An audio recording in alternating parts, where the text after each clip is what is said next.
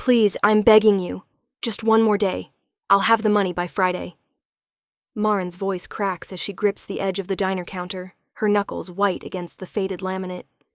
The fluorescent lights above flicker, casting harsh shadows across her exhausted face.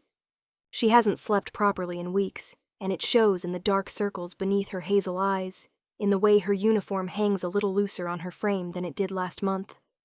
The landlord, a thick-necked man named Bukowski, shakes his head with the kind of practiced indifference that comes from years of evicting desperate people.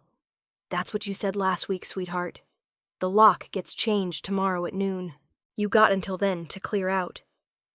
The diner is nearly empty at this hour, just past 9 on a Tuesday evening in February. Outside, snow falls in thick, wet clumps that cling to the windows, turning the streetlights into blurred halos of yellow. Marin feels the weight of those few remaining customers watching, pretending not to listen while they absolutely are. Small-town life means everyone knows everyone's business, especially when that business involves failing. Bukowski slides off his stool, adjusting his coat with an air of finality. Should have thought about this before you spent all your money on those hospital bills. Can't run a business on charity. The words hit like a slap. Marin's mother had died 3 months ago after a long, expensive battle with cancer. The bills had devoured everything.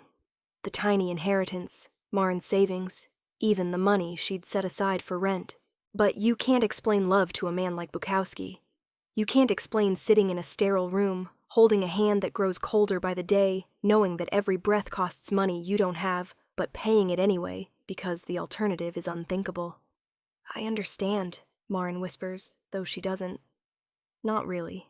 She doesn't understand how the world can be so casually cruel, how a person can be reduced to numbers on a ledger, to missed payments and broken promises. Bukowski leaves without another word, the bell above the door chiming with offensive cheerfulness as he disappears into the snow.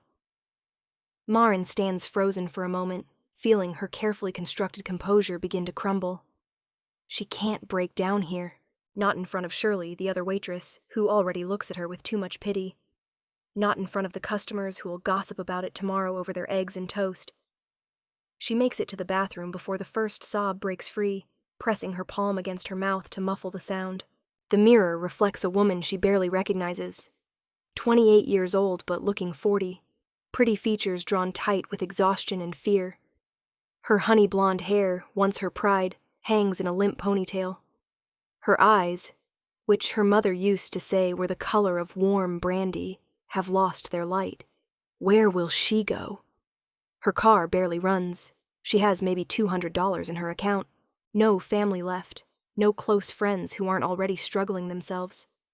The word homeless looms in her mind like a threat, like something that happens to other people in other stories. Not to girls who did everything right, who worked hard and loved their mothers and tried their best. When she finally emerges from the bathroom, face splashed with cold water and expression carefully neutral, she finds Shirley waiting with a sympathetic grimace. "Honey, I'm so sorry. I couldn't help but hear—" "It's fine," Marin interrupts, because she can't talk about it, can't accept sympathy right now without falling apart completely. "Really, I'll figure something out." But Shirley's not looking at her anymore. Her gaze has shifted to one of the booths in the back corner, where a small figure sits hunched over the table. Marin follows her line of sight and frowns. A child, a boy, maybe 8 or 9 years old, with dark hair that falls into his eyes, and clothes that look expensive but rumpled, as if he's been traveling. He's alone, which is unusual enough in this small Montana town where everyone knows everyone's kids. But what catches Marin's attention is the way he's staring at the menu with an intensity that speaks of more than ordinary hunger. "How long has he been here?" Marin asks. Shirley shrugs. "Came in maybe 20 minutes ago, while you were dealing with Bukowski. Hasn't ordered anything, just sits there looking at the pictures of food like they might come to life if he wishes hard enough." Something in Marin's chest tightens. She knows that look, that particular quality of longing mixed with resignation. She wore it herself as a child, during the lean years after her father left, when her mother worked 3 jobs, and they sometimes had to choose between heating and eating. "Did you ask if he wants something?" "Tried. He just shook his head, said he was waiting for someone." Shirley lowers her voice. but I've got a feeling no one's coming. You know how you can just tell sometimes? Maren does know, and despite everything, despite the impending eviction, the empty bank account, the exhaustion that feels like it's seeped into her very bones, she finds herself walking toward the boy's booth. He looks up as she approaches, and Maren catches her breath. His eyes are the most unusual color she's ever seen, a pale silver blue that almost seems to glow in the diner's harsh lighting. Beautiful, but also deeply unsettling, like looking into the eyes of something ancient and wild, wearing the face of a child. "Hi there," Maren says softly, sliding into the seat across from him. "I'm Maren. What's your name?" The boy hesitates, studying her with an unchildlike wariness. Finally, he speaks, his voice quiet but clear. "Nikolai." Not Nick or Nicky, but Nikolai. The formal name sounds almost ceremonial in his careful pronunciation. "That's a beautiful name," Maren says. "Russian?" A small nod. Nikolai's gaze drops back to the menu, his thin fingers tracing the laminated edge. This close, Maren can see the fine tremor in his hands, the pallor of his skin. When was the last time this child ate? "Are you hungry, Nikolai?" Another pause, longer this time. When he finally looks at her again, those strange pale eyes are bright with something that might be tears. "I don't have any money." The admission costs him something. Maren can see it in the way his jaw tightens, the proud set of his shoulders despite his obvious hunger. This is a child who's not used to being without resources, she realizes. Something has gone very wrong in his world. "That's okay," Maren says, making a decision that's probably foolish given her own circumstances, but feeling absolutely right despite that. "I'm about to take my break anyway. I was going to order something for myself. There's no point in eating alone, is there? Why don't you join me?" Nikolai stares at her for a long moment, and Maren has the strangest feeling that he's seeing far more than a 9-year-old should be able to see, that he's reading her exhaustion, her fear, her desperation, and weighing whether she's safe. "You're sad," he says finally. It's not a question. The observation catches Maren off guard. She forces a smile that probably doesn't reach her eyes. "Just a long day, sweetheart. Nothing for you to worry about. Now, what sounds good? The pancakes are pretty great here, even at dinner time. Or maybe a burger? You look like a burger kind of kid." For the first time, a tiny smile ghosts across Nikolai's face. "Burger, please, with fries." "Excellent choice." Maren starts to slide out of the booth, but Nikolai's hand shoots out, catching her wrist. His grip is surprisingly strong and cold. So cold it almost burns. She looks down at him in surprise.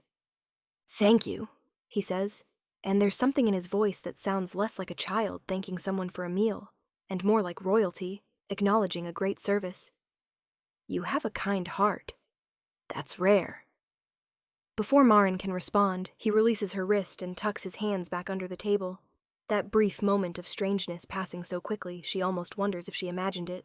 In the kitchen, Maren puts in Nikolai's order and stares at the tickets hanging on the line. She should order something for herself, too, to maintain the fiction that they're sharing a meal. But the truth is, she was planning to work through her break without eating, saving the $8 that her employee meal would cost. $8 might not sound like much, but when you're counting change for gas money, every dollar matters. Shirley appears at her elbow, refilling the coffee pot. "You feeding that kid?" "He's hungry." "And you're broke." Shirley's voice is gentle, but firm. "Maren, honey, you can't save everyone." "I'm not trying to save everyone. Just one kid. Just tonight." But even as she says it, Maren feels the futility of the gesture. She can give this boy one meal, but then what? Tomorrow she'll be packing what little she owns into her dying car with nowhere to go, and Nikolai, wherever he came from, whatever brought him here, will still be facing whatever problems made him hungry and alone in a small-town diner. Still, when the burger comes up, perfectly cooked with a mountain of crispy fries, Maren feels a small spark of satisfaction carrying it to Nikolai's booth. His eyes widen when she sets the plate in front of him, and for a moment he just stares at it like it might disappear if he blinks. "Go ahead," Maren encourages. "Eat before it gets cold." He doesn't need to be told twice. The first bite he takes is almost comically large, and despite everything, Marin finds herself smiling. There's something deeply satisfying about feeding a hungry child, something that touches a maternal instinct she didn't fully know she possessed. But as she watches him eat, that smile fades, because Nikolai doesn't eat like a normal hungry child, all messy enthusiasm and lack of manners. He eats with a kind of desperate efficiency, like someone who knows what real starvation feels like, who can't trust that the food won't be taken away. Every few bites, his eyes flick to the door, watching, waiting. "Nikolai," Marin says gently, "is someone coming to pick you up? Your parents?" He freezes mid-bite, the burger halfway to his mouth. When he sets it down, his expression has shuddered, that brief moment of childlike enjoyment replaced by wariness. "My father will come," he says. "Eventually." "Does he know where you are?"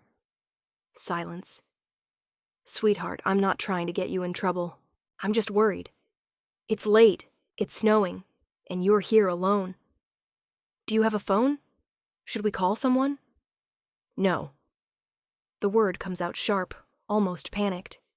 "No, please don't call anyone. Father said—" He stops, swallows hard. "He said I had to wait, that he'd find me when it was safe." Every instinct Marin has is screaming that something's wrong here, but she doesn't know what to do about it. Call the police? Child services? This child is clearly from money, given his clothes and that accent that speaks of expensive schools, but he's also clearly in some kind of trouble. Before she can decide, the bell over the diner's door chimes. The man who enters brings the winter night in with him, not just the cold and the scent of snow, but something else. Something that makes the air in the diner suddenly feel charged, electric. He's tall, well over 6 feet, with broad shoulders emphasized by the long black coat he wears. Dark hair, slightly damp from the snow, falls carelessly around a face that could have been carved from marble by an artist obsessed with masculine beauty. High cheekbones, a strong jaw, a mouth that manages to be both sensual and stern. But it's his eyes that pin Marin in place when his gaze sweeps the diner and lands on her booth. Dark eyes, so dark they're almost black, with an intensity that makes her feel simultaneously exposed and protected, seen in a way she's never been seen before. And in those eyes, for just a heartbeat, she swears she sees something red flash in their depths. Like embers, like burning coals, like something not quite human. "Father?"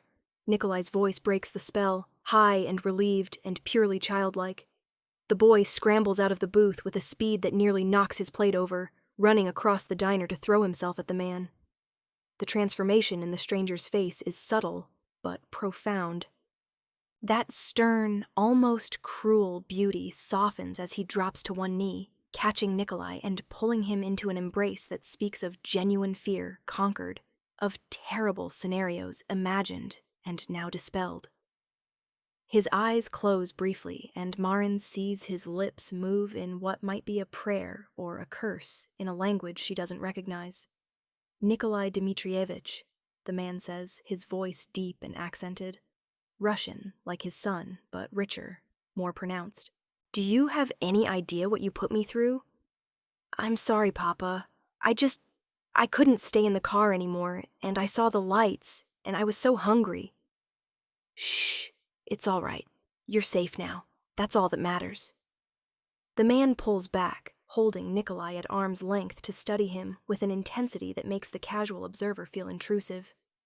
"You're not hurt?" "No, Papa." "And look." Nikolai turns, pointing at Marin, who's still sitting in the booth, feeling like she's watching a scene from someone else's life. "That lady bought me dinner. She was so nice, even though—" He cuts himself off, but his father's eyes narrow slightly, that protective instinct sharpening into something more dangerous. When his gaze shifts to Marin again, she feels the weight of it like a physical touch. He stands, keeping one hand on Nikolai's shoulder, and approaches the booth with the kind of predatory grace that makes Marin's hindbrain scream warnings her conscious mind doesn't fully understand. Every step is deliberate, controlled, like a big cat stalking prey. Except she doesn't feel like prey exactly. more like something precious and fragile that he's not sure whether to protect or destroy. "You fed my son!" It's not a question, and his tone gives nothing away. Maren swallows, suddenly aware of how inadequate she must look to this man, this wealthy, powerful man, because he absolutely radiates both wealth and power in a way that has nothing to do with his expensive clothes. She's exhausted, rumpled, her uniform stained with coffee and smelling like fryer grease. A nobody. Less than nobody. Someone who just had everything she owns dissolved in a puddle of unpaid rent and medical debt. "He was hungry," she says, lifting her chin despite her embarrassment. No child should be hungry. Something flickers across the man's face. Surprise, maybe, or reassessment. He slides into the booth across from her, moving with liquid ease, and suddenly the space feels impossibly small. Nikolai follows, tucking himself against his father's side with the relieved exhaustion of a child who's finally safe and knows it. "I am Alexander Morozov," the man says, and the name carries weight, like he expects her to recognize it. When she doesn't react, something that might be amusement touches his mouth. "And you are?" "Maren Ashford." "Maren Ashford," he repeats, and the way he says her name, with that accent wrapping around the syllables, makes it sound like something beautiful and rare. "My son says you were kind to him, that you bought him dinner despite—" His gaze flicks to her uniform, to her tired face, seeing too much. "Despite having troubles of your own." Heat floods Maren's cheeks. "It was just a burger." "No." Alexander's voice is firm, final. "It was compassion when you had every reason to conserve your resources. It was humanity when you had every excuse to look away. Do not diminish what you've done." The intensity of his focus is overwhelming. Maren finds she can't quite meet those dark eyes, can't quite process the way he's looking at her, like she's a puzzle he's determined to solve, like she matters in a way she hasn't mattered to anyone in a very long time. "Really, it's fine. I'm just glad Nikolai's safe. I was getting worried about him sitting here alone." "As you should have been." Alexander's hand tightens on his son's shoulder. "Nikolai was told to stay in the car while I dealt with a business matter. He decided to exercise his independence at the worst possible time." The last part is directed at the boy, who has the grace to look sheepish. "I was hungry, Papa, and you'd been gone for hours." 2 hours, which I've told you can feel very different to us than to— Alexander stops abruptly, something guarded entering his expression. "Than to children. Your metabolism requires frequent meals. I should have left you with supplies." There's something odd about the phrasing, something clinical and carefully chosen, but before Maren can puzzle over it, Shirley appears at the booth with a coffee pot and her best customer service smile. "Can I get you anything, sir?" she asks, and Maren hears the flutter in her voice, the way every woman sounds when confronted with a man like Alexander Morozov. "Coffee, black, and bring me your check. I'll be settling all of Miss Ashford's charges tonight, as well as a meal for myself." "Oh, that's not necessary," Maren starts, but Alexander cuts her off with a look that's both gentle and absolutely unyielding. "It is necessary. You fed my son when he was in need. The debt must be acknowledged. More than that." He pauses, and something shifts in his expression, something calculating and intent. "Miss Ashford, Nikolai tells me you were upset when he first arrived. He says you have a kind heart, but that you carry a great sadness. I wonder if you would allow me to know why." "Papa sees things," Nikolai offers sleepily, his head drooping against his father's arm. "He always knows when people are sad, or scared, or lying." "Nikolai," Alexander murmurs, a note of warning in his voice. But the boy is already half asleep, exhausted from whatever ordeal brought him here, the warm food in his belly, and the safety of his father's presence, finally allowing him to rest. Maren looks at them, this strange, intense man and his unusual child, and feels the careful walls she's built around her fear and desperation begin to crack. Maybe it's exhaustion. Maybe it's the way Alexander looks at her, like her answer actually matters to him. Maybe it's just the fact that tomorrow she'll be homeless, and tonight she has nothing left to lose. I'm being evicted, she says quietly. Tomorrow at noon. I spent everything I had on my mother's medical bills. She died 3 months ago, and I couldn't keep up with rent. My landlord was here earlier. That's what Nikolai saw. She expects pity. She gets something else entirely. A flash of dark fury that makes Alexander's refined features suddenly fierce, almost inhuman in their intensity. You are alone? No family? No one? And this job? He gestures at the diner, his tone suggesting he's already assessed its inadequacy. Barely enough to cover rent and food. Definitely not enough to cover first and last month's rent at a new place, even if I could find a landlord willing to rent to someone who's being evicted. I see. Alexander is quiet for a moment, his long fingers drumming once against the table in what might be agitation. Then, with the air of a man making a momentous decision, I have a proposition for you, Marin Ashford. Something in his tone makes her pulse quicken.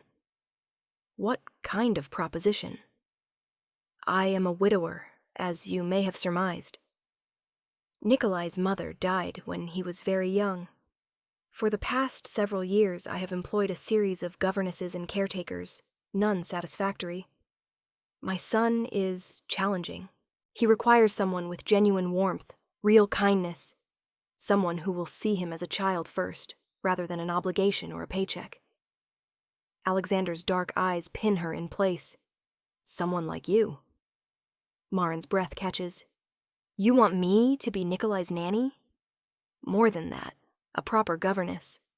Someone who will travel with us, stay with us, become part of our household. I can offer you a salary that would be, I think, quite generous by any standard. Room and board, of course, travel expenses, and most importantly, his voice drops, becoming something almost hypnotic in its intensity. Safety, security, a place to belong. It's too much, too good. The kind of offer that doesn't exist in real life, that comes with hidden strings and dark prices. You don't know anything about me, Marin says. I could be anyone. Why would you trust me with your son? Because you fed him when you could barely feed yourself. Because you sat with him when you had every reason to focus on your own troubles. Because my son, who trusts almost no one, trusted you immediately. Alexander leans forward slightly, and Marin catches a scent like winter and wood smoke, like pine forests and cold mountain air. And because I am an excellent judge of character, Miss Ashford, I know integrity when I see it, and I know desperation, not the kind that makes people dangerous, but the kind that makes them willing to fight for something better. This is insane, Marin whispers. People don't just offer jobs like this to strangers in diners. I am not most people. It's said simply, with a certainty that brooks no argument. I'm offering you a lifeline, Miss Ashford. The question is whether you're brave enough to take it.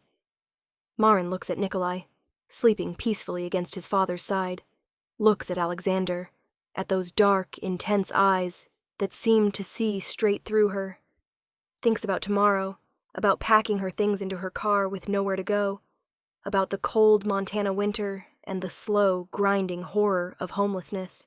She thinks about her mother, who always said that sometimes angels come in unexpected forms, that grace arrives precisely when we need it most, even if we don't recognize it at the time. I'll need references, she says, which is absurd given that she's the one being offered a job, but Alexander smiles, really smiles for the first time, and the expression transforms his face from intimidating to devastating. Of course, I'll provide you with a contract, references, anything you need to feel secure in this arrangement. But Marin, he reaches across the table, and his hand covers hers where it rests on the worn laminate. His skin is cool, that same almost burning cold as Nikolai's touch, but instead of pulling away, Marin finds herself leaning into it, into him. Say yes. Say you'll come with us. Trust me when I say that this meeting was not an accident. Some things are fated, some debts demand repayment, and some people are meant to find each other.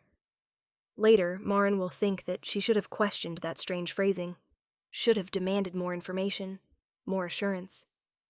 But in the moment, exhausted and desperate and strangely drawn to this intense, unusual man, she finds herself nodding. "Yes," she whispers. "Yes, I'll come with you." Something flashes in Alexander's eyes. Triumph, relief, something darker and more possessive that she doesn't have a name for. His hand tightens on hers for just a moment before he releases her, already reaching for his phone with the efficiency of a man used to making things happen. "Good, very good. We'll arrange for your belongings to be collected tonight. You won't be returning to your apartment. There's no need. I have a property nearby where we're staying temporarily. You'll come with us now, get settled, and tomorrow we'll handle all the legal necessities. The contract, the paperwork, all of it." It's moving too fast, way too fast, but Maren feels like she's been caught in a current, and fighting it would take more strength than she has left. Shirley brings the check and the coffee, her eyes wide as she takes in the sight of Alexander, clearly doing rapid calculations about what this means. Alexander pulls out a wallet, black leather, expensive, and lays down several bills without even glancing at the total. When Shirley tries to make change, he waves her off. "Keep it," he says, and from the way Shirley's eyes nearly pop out of her head, Maren guesses the tip is substantial.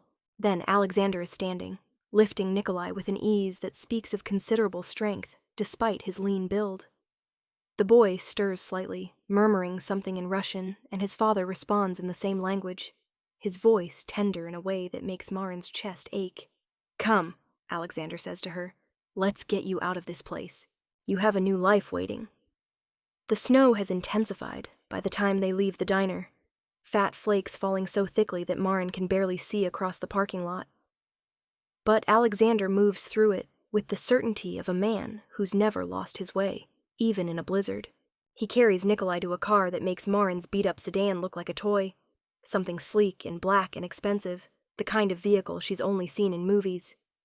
A driver emerges from the front seat, a tall man with pale blonde hair and eyes that catch the parking lot lights with an amber gleam. He takes one look at Maren, and something flickers across his face. Surprise, wariness, and then a quick, assessing calculation. "Alexei," Alexander says, "this is Miss Maren Ashford. She'll be returning to the house with us. Please ensure her belongings are collected from—" He glances at Maren. "432, Oak Street, apartment 3B, she provides, feeling surreal, like she's watching someone else's life unfold. "See to it," Alexander instructs. "Have Constantine and Dima handle it. Everything is to be packed carefully and brought to the house by morning. Of course, you're—" The driver catches himself. "Of course, sir." Alexander opens the back door of the car, settling Nikolai inside before turning to Maren and offering his hand to help her in. His touch is firm, cool, and she catches that scent again, pine and winter, and something else. Something almost spicy, like cinnamon and cloves. The interior of the car is exactly as luxurious as she expected.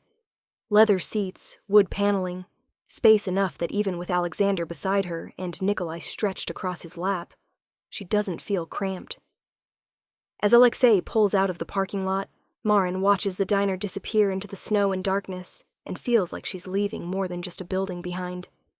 "You're very quiet," Alexander observes.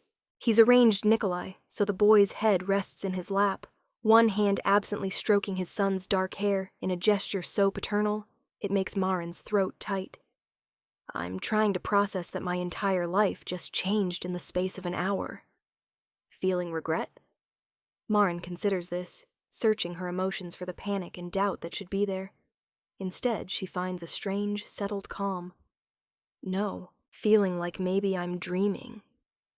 Not a dream, though I confess my life must seem dreamlike to those not accustomed to it. Alexander's lips quirk in something that's not quite a smile. "I should tell you something about my family, Maren. We are unusual. Wealthy, yes, but more than that. We have particular customs, particular ways of living that may seem strange to you at first. I ask that you keep an open mind, that you trust me when I say that everything I do is to protect those under my care." A thread of unease winds through Maren's calm. That's vague enough to be concerning. and yet you don't seem very concerned." He's right, and she doesn't know why.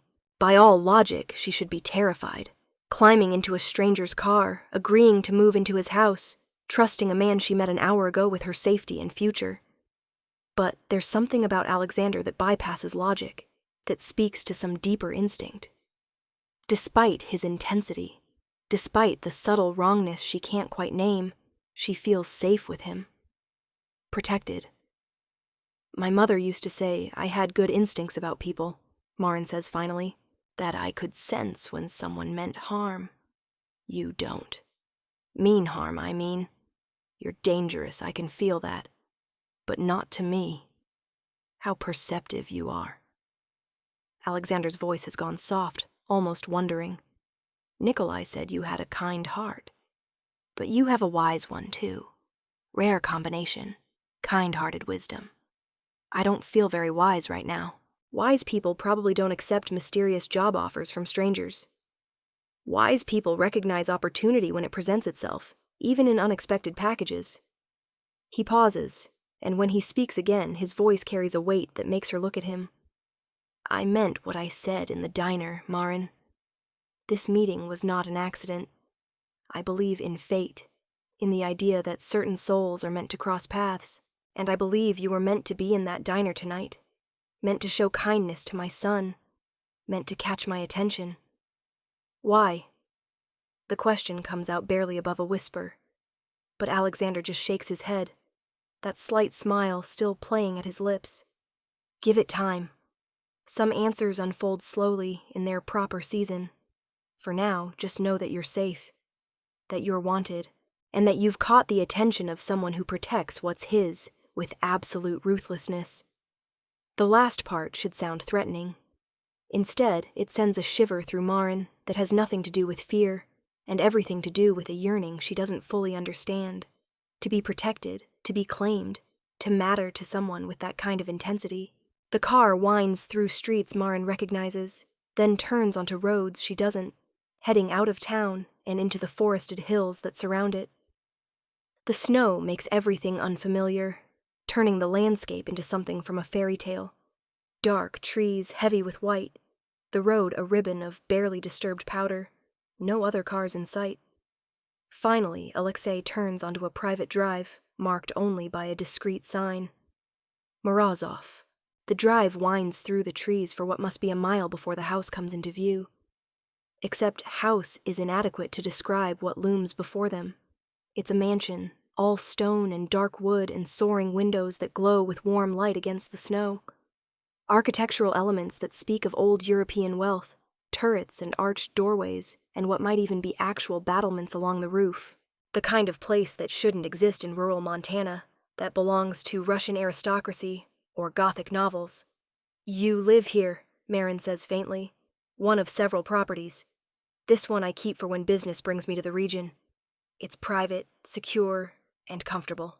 You'll have your own suite of rooms, of course. Nikolai's chambers adjoin the master wing, so you'll be close enough to attend him, but with privacy when you need it." The car pulls up to the main entrance, where the doors open as if someone was watching for their arrival. A woman emerges, older, severe-looking, dressed in black that makes her pale skin look almost luminous. Her eyes, when they land on Marin, are a strange amber color, almost like Alexei's. "Madame Karina," Alexander says as they exit the car. "This is Miss Marin Ashford. She'll be serving as Nikolai's governess. Please have the blue suite prepared for her, and arrange appropriate clothing. Use the measurements from Elena, I think. Similar build." Madame Karina's expression doesn't change, but something flickers in those amber eyes. "Of course, Master Alexander. Welcome home, young master." This last is directed at Nikolai, who's woken enough to walk on his own, though he stays close to his father's side. "Thank you, Madame Karina," the boy says, and there's a formality between them that speaks of respect rather than affection. Inside, the house is even more impressive. All high ceilings and rich fabrics, antique furniture that probably costs more than Marin made in a year at the diner, artwork on the walls that looks museum quality. It's beautiful and intimidating and utterly foreign to anything she's ever known. "Nikolai, go with Madame Karina," Alexander instructs. "Bath and bed. I'll come say goodnight shortly. For a moment, the boy looks like he might protest, but then his strange pale eyes shift to Maren, and he nods. You'll be here tomorrow? He asks her. You won't leave? I'll be here, Maren promises, and feels the weight of that promise in her chest. This child needs her, she realizes. Needs her in a way that goes beyond hunger and one kind meal. Needs her steadiness, her warmth, her humanity. After Nikolai and Madame Karina disappear down one of the hallways, Alexander turns to Maren with an expression that's difficult to read. Let me show you to your rooms. You must be exhausted. He leads her through the house, pointing out relevant locations, the kitchen, the library, the various living spaces, before climbing a grand staircase to the second floor. The blue suite turns out to be a collection of rooms larger than her entire apartment was. A bedroom with a 4-poster bed, a sitting area with a fireplace, a bathroom that makes her want to weep with its massive tub and heated floors. Your belongings will arrive tomorrow, Alexander says, standing in the doorway. But we've stocked the wardrobe with basics that should fit. If you need anything at all, there's a bell pulled by the bed. Someone will come. Maren turns to face him, suddenly aware that they're alone, that he's standing between her and the door, that she's just moved into a strange house with a man she doesn't know. The fear she should have felt hours ago finally catches up, making her pulse quicken. Alexander notices immediately, his expression shifting to something softer. You're safe here, Maren.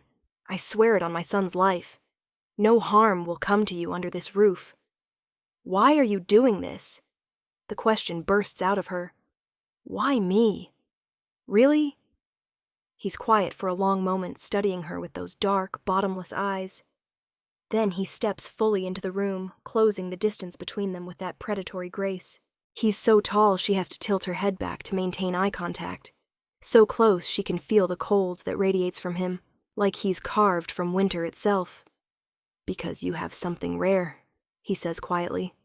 Something precious. Genuine goodness, unmotivated by reward or recognition. You gave my son everything you had to give, expected nothing in return, and did it with grace despite your own suffering. In my world, such things are extraordinary, worth protecting, worth claiming. The way he says claiming makes heat pool low in Maren's belly, a response that's entirely inappropriate given the circumstances, but impossible to deny.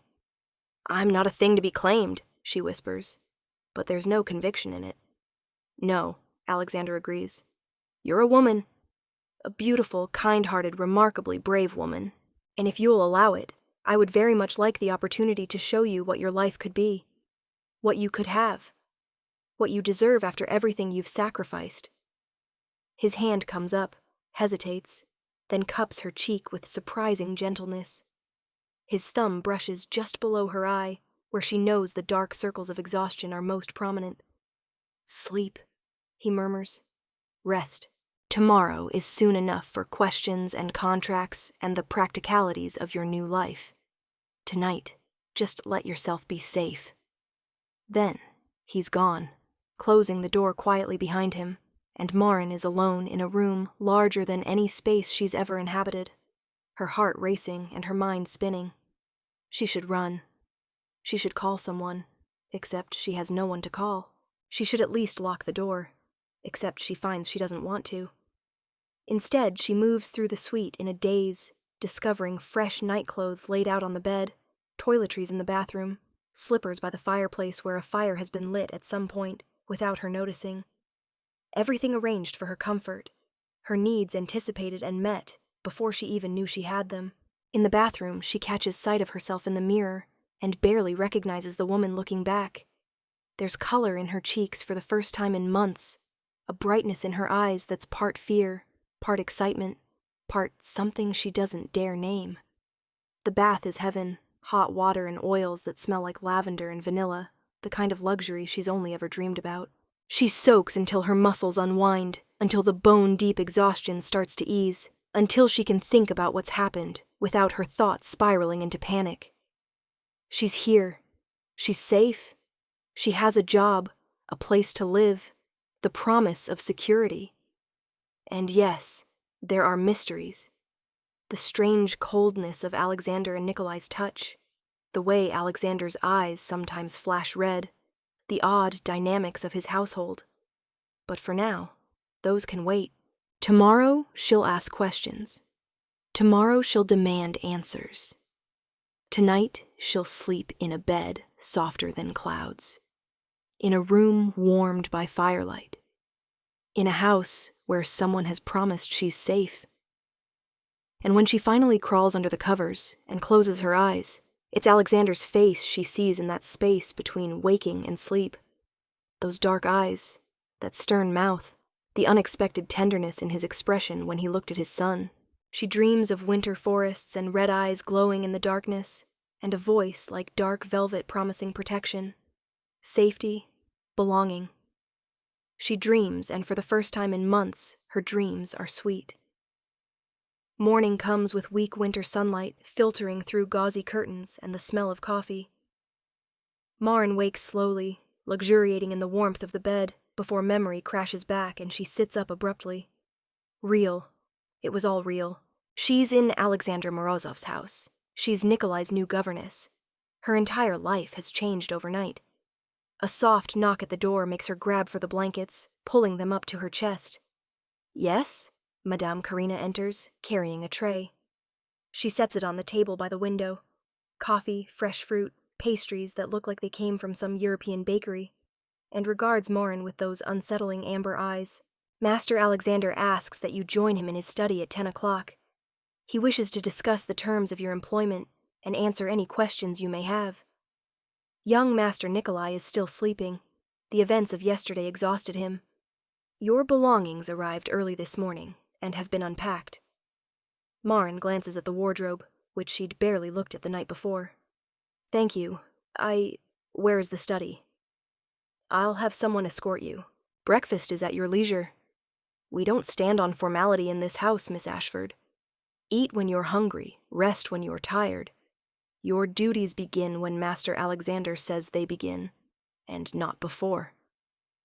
It's the longest speech Madame Karina has made, and her accent, also Russian but different from Alexander's, harder somehow, makes everything sound slightly ominous. After she leaves, Maren explores the wardrobe and finds her own clothes hanging there, alongside the new things Alexander mentioned. Seeing her few possessions, the worn jeans, the discount store sweaters, the single dress she wore to her mother's funeral, mixed in with silk blouses and cashmere, makes the disparity of her new situation almost painful. She chooses her own clothes, needing the comfort of familiarity, then eats the breakfast that's too beautiful to taste. The coffee is incredible, rich and strong, and exactly what she needs to face whatever comes next. At precisely 10 o'clock, a young man with the same amber eyes as Alexei and Madame Karina appears at her door. Miss Ashford, I'm Dima. I'll take you to Master Alexander's study. He leads her through hallways she didn't see the night before, and in daylight, the house is even more impressive. They pass rooms filled with books, rooms with furniture covered in sheets, rooms with artwork that makes Maren wish she could stop and stare. The place is enormous, more castle than house, and she wonders how many people actually live here. The study is at the end of a long hallway, its door already open. Dima gestures her forward, then disappears with the silent efficiency everyone in this house seems to possess. Alexander stands by the window, looking out at the snow-covered grounds. He's dressed more casually than last night. Dark trousers and a charcoal sweater that emphasizes his broad shoulders and lean build. When he turns at her entrance, Maren's breath catches. In daylight, he's even more striking. His features have an aristocratic quality that speaks of generations of careful breeding, of bloodlines kept pure. But there's also something wild about him, something that sits beneath the civilized surface, like a wolf wearing human skin. Maren. Good morning. Did you sleep well? Better than I have in months, she admits. Your home it's incredible. It serves its purpose. He gestures to a chair before the massive desk that dominates the room. Please, sit. We have much to discuss. She settles into the leather chair, which is as comfortable as everything else in this house, while Alexander takes his own seat behind the desk. He slides a leather folder toward her. Your contract. I've taken the liberty of having my lawyers draw it up overnight. Read it carefully. You'll find the terms quite generous. Marin opens the folder and starts reading. The salary makes her gasp. It's more than she made in a year at the diner, and this is monthly. Room and board included, travel expenses covered, health insurance, even a retirement plan. This is too much, she says. It's appropriate for the position. You'll be responsible for my son's education, his emotional well-being, his socialization. You'll travel with us extensively. We rarely stay in one place for more than a few months. You'll be available essentially at all hours, though we'll establish clear boundaries to ensure you have adequate rest and personal time. The salary reflects those demands. Marin keeps reading.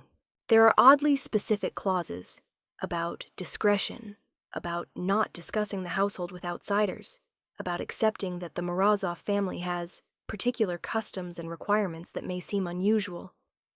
There's a separate section about travel, listing countries she's only dreamed of seeing. Russia, obviously, but also Romania, Hungary, various remote locations in Eastern Europe. Why all the secrecy clauses? She asks. What exactly am I agreeing not to discuss? Alexander leans back in his chair, steepling his fingers. My family is very old, very wealthy, and very private. We've cultivated that privacy for generations, and we guard it jealously. What you'll see in this household, the way we live, the people you'll meet, all of it must remain confidential. No social media posts, no chatty conversations with old friends about your fascinating new employers. Complete discretion. Because you're wealthy? Among other reasons. His dark eyes pin her.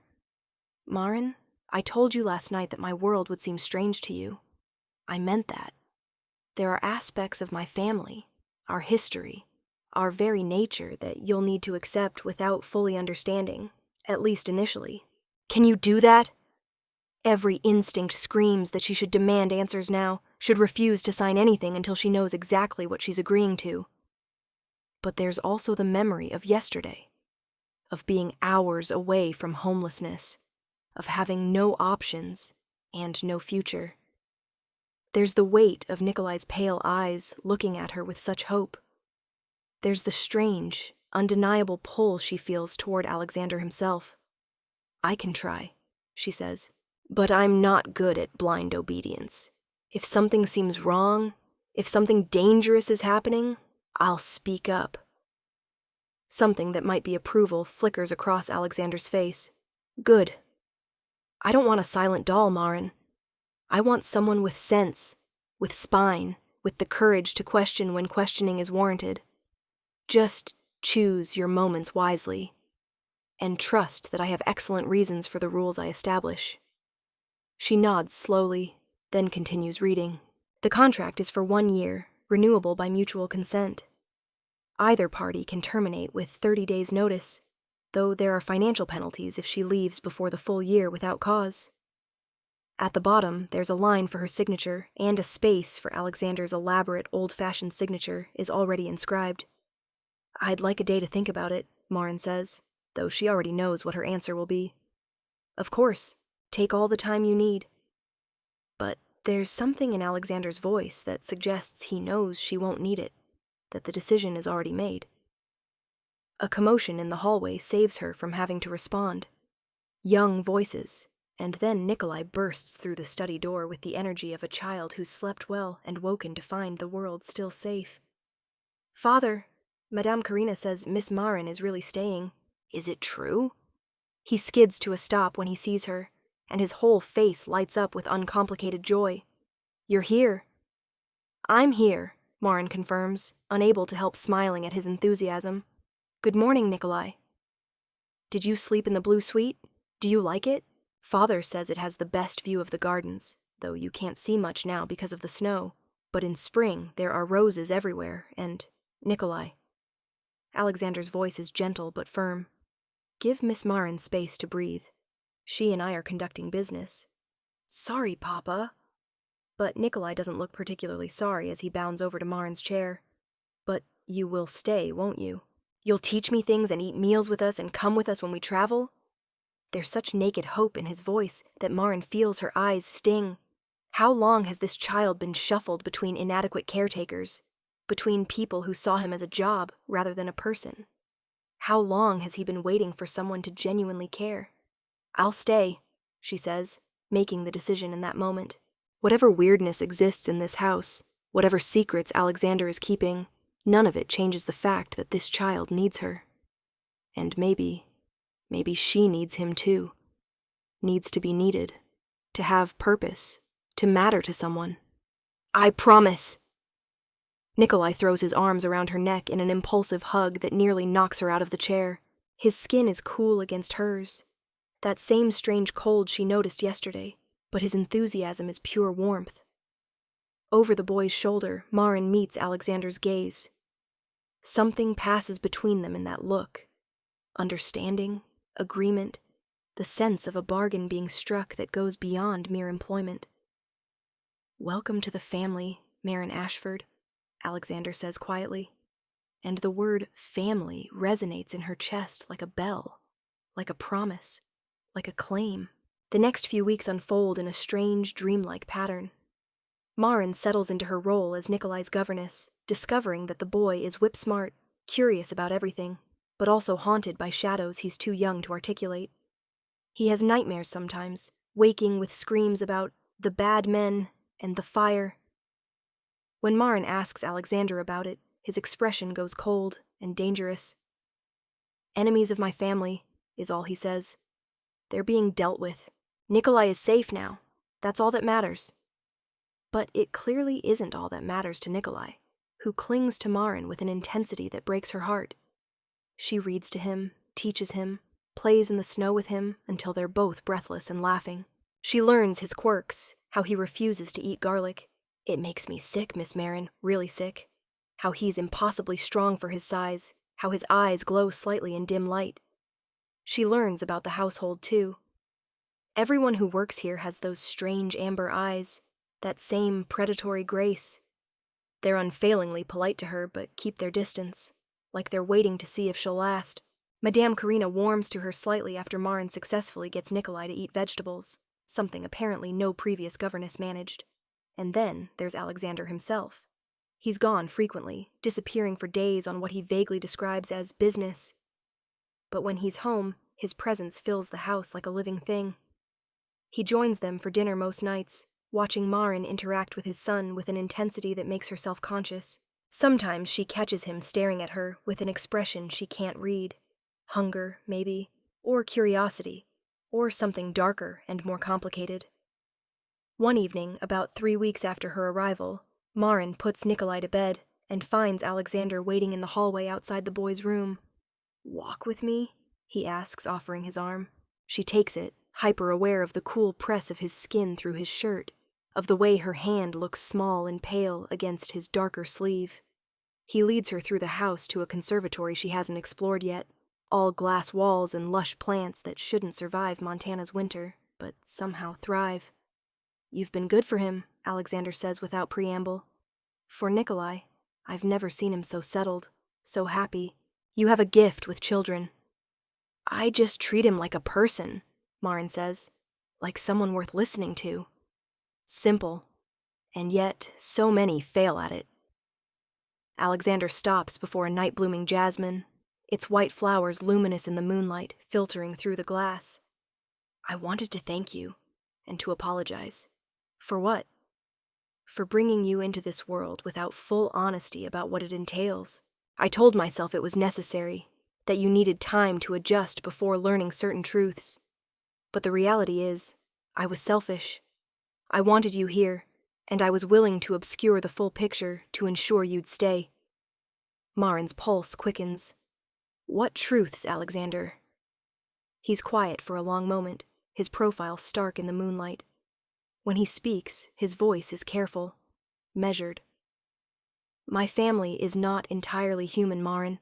We are something older, something that exists in the spaces between your world and the darkness. We are why certain legends persist, why children fear the night, why crosses and garlic and running water carry power in folklore." The words should sound insane. Instead, they click pieces together that Marin's been seeing, but not acknowledging. The cold skin, the strange eyes, Nikolai's aversion to garlic, The way no one in the house ever seems to eat normal food. The fact that she's never seen Alexander in full daylight. "Vampire?" she whispers. "Yes." He turns to face her fully, and his eyes catch the moonlight with that red gleam she noticed that first night. "We prefer strigoi in my language, but vampire is accurate enough. I am over 500 years old, Marin. I was born in Russia, when it was still a collection of principalities, when Ivan the Terrible ruled with blood and terror. I've survived wars, revolutions, centuries of persecution, and I am king of my kind. Not metaphorically, but literally. The bloodlines answer to me. The covens acknowledge my sovereignty. He's giving her every reason to run, Marin realizes, laying his cards on the table, daring her to reject him, to flee, to prove that she's like everyone else who can't handle the truth of what he is. But instead of fear, she feels a strange sense of relief, because this explains everything. The secrecy, the wealth that spans centuries, the household full of people with amber eyes, vampires, all of them. The way Alexander moves like something not quite human. "Nikolai?" she asks. "Half human. His mother was mortal. The pregnancy nearly killed her, and the birth." Alexander's voice breaks slightly. "She died hours after he was born, hemorrhaging that we couldn't stop. Nikolai inherited enough of my nature to need blood occasionally, but not enough to be fully strigoi. He's rare, precious, and so very vulnerable. The nightmares, the bad men, enemies who sought to use him to control me. They burned one of our safe houses, killed his previous governess. I got him out, but barely. We've been moving ever since, staying ahead of those who would harm him." Alexander steps closer, and Marin can feel the cold radiating from him, the predatory power barely leashed beneath his civilized surface. "I brought you into this knowing you could be in danger. That was unfair. If you want to leave, I'll understand.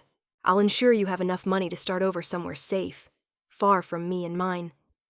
And Nikolai will lose another person he's learned to trust."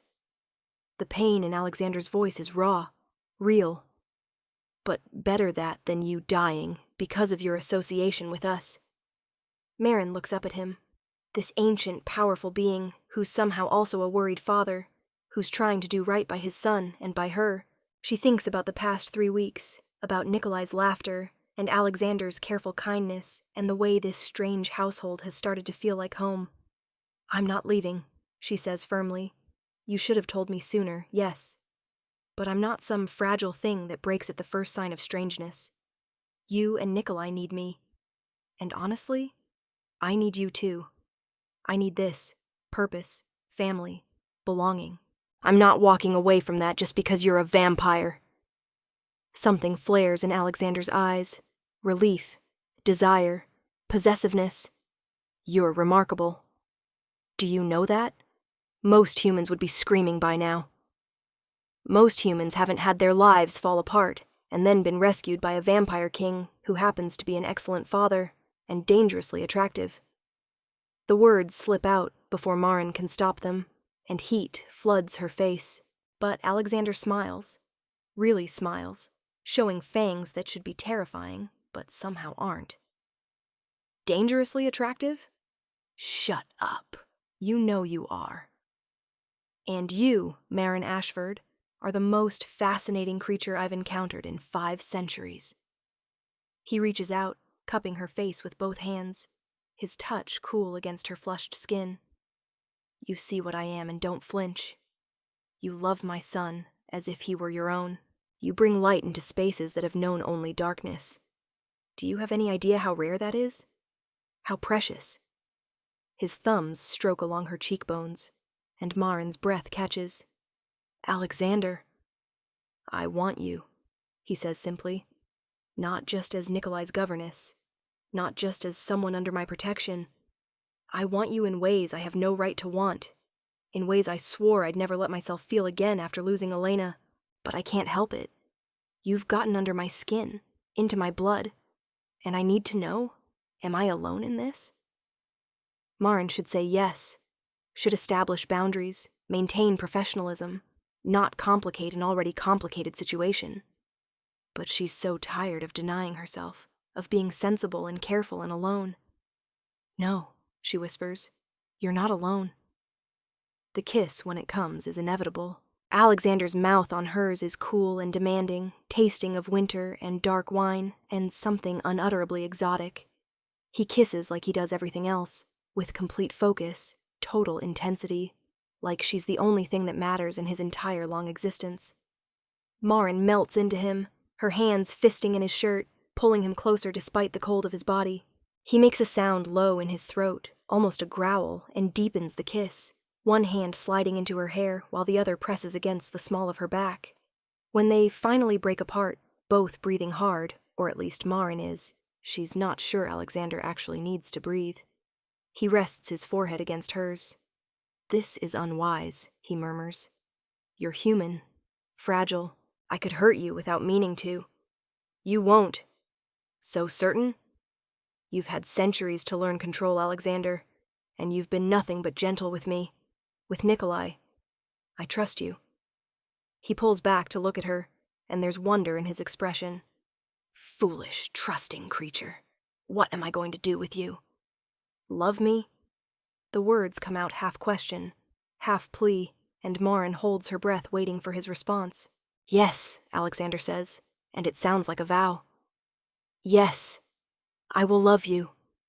Am loving you already, though I've been fighting it.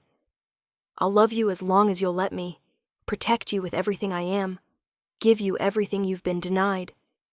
You'll never want for anything again, Maren. Never be alone, never be afraid, never doubt your worth. This I swear to you.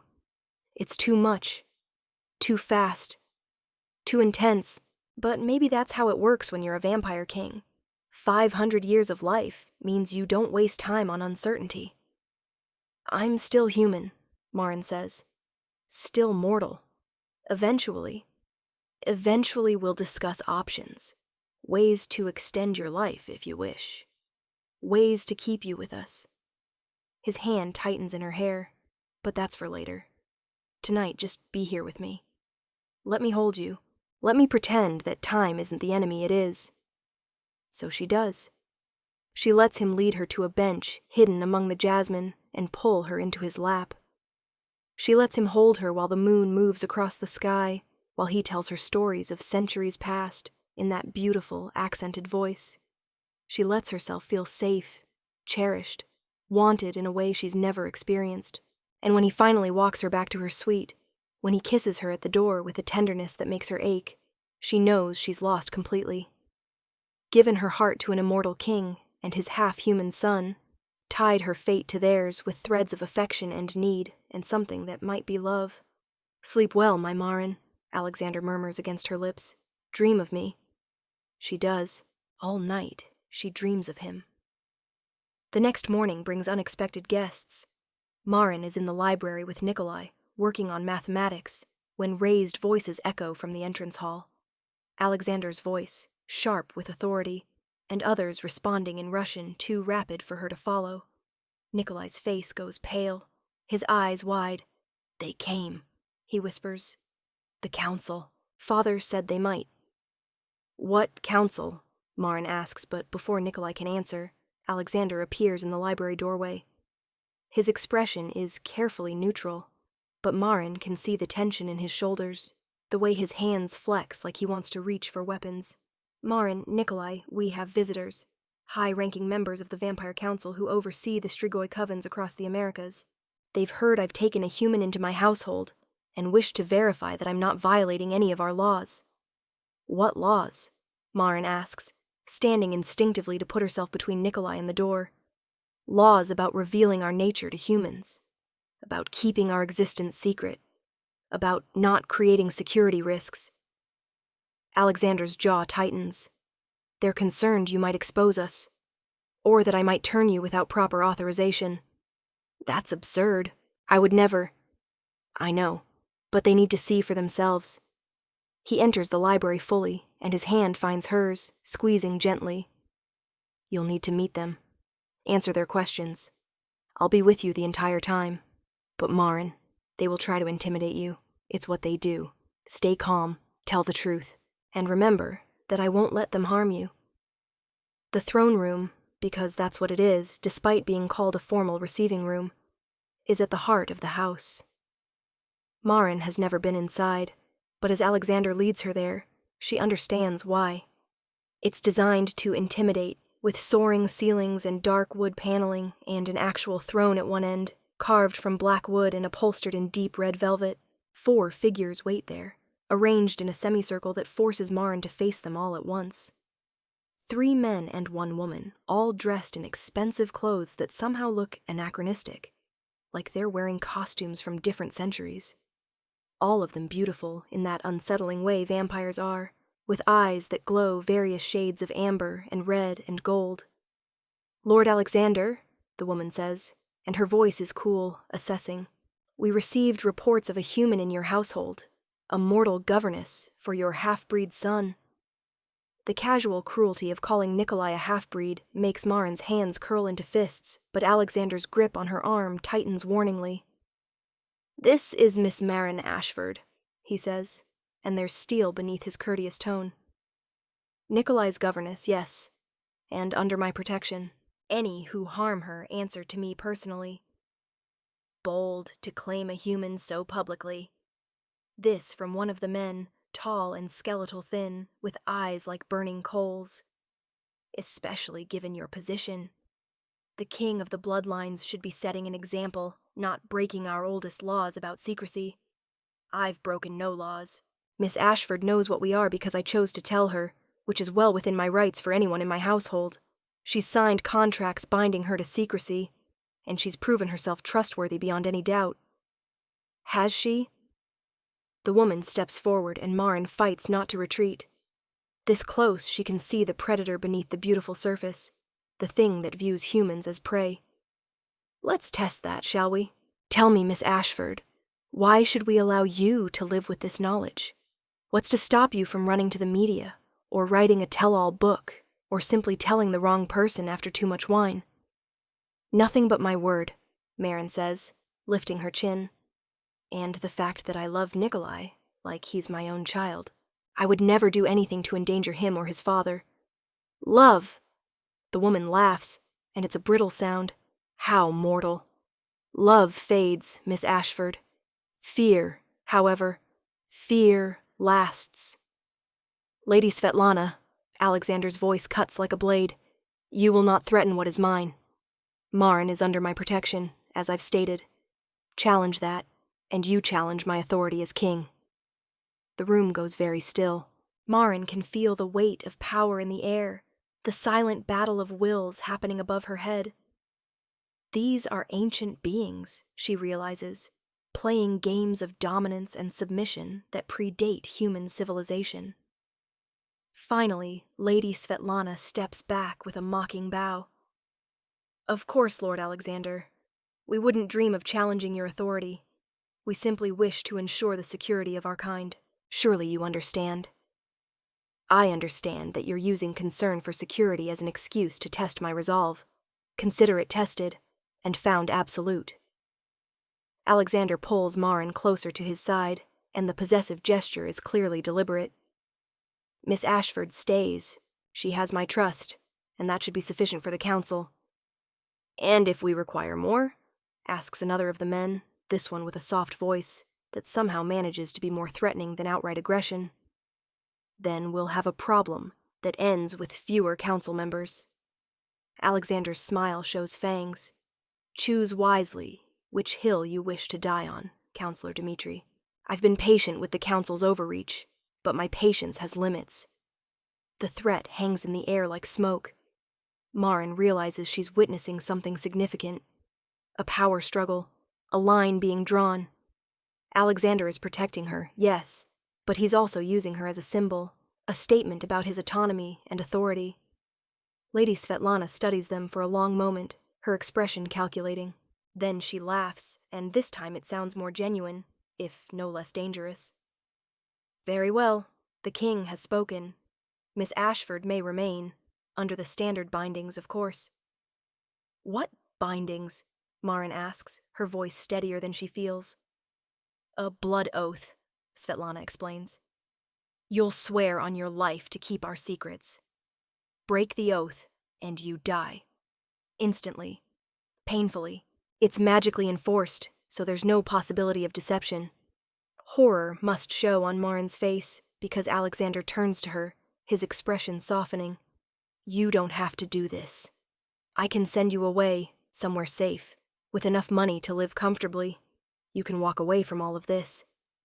But walking away means losing Nikolai.